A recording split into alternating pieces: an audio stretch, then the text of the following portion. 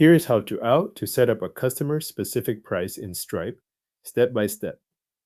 Start in your Stripe dashboard and go to the Customer section. This is where you can look up the account that needs a custom subscription price. Open the customer record you want to update so you are working on the correct profile before making any pricing changes.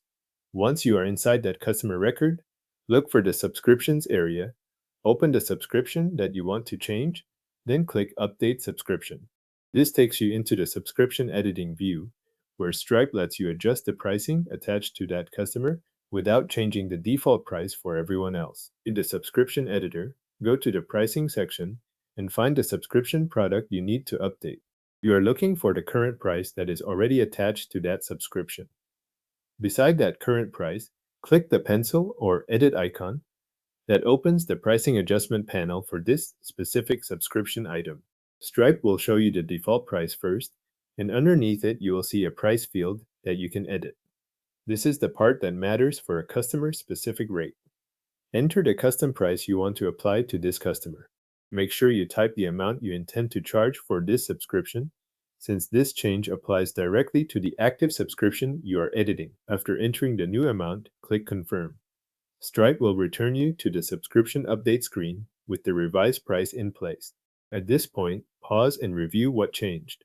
Check that the product is still the correct one and that the new price reflects the amount you want assigned to this customer. You should also review any proration details Stripe shows before saving.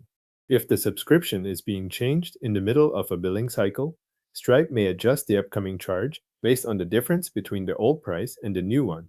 Read that section carefully so you know how the change will affect billing right away. When everything looks correct, click Update Subscription to save the change. Stripe will then apply that customer-specific price to the subscription. The important detail here is that you are updating the price on this customer subscription, not replacing the default price for the product across your account. If you return to the customer subscription after saving, you should see the updated pricing reflected there.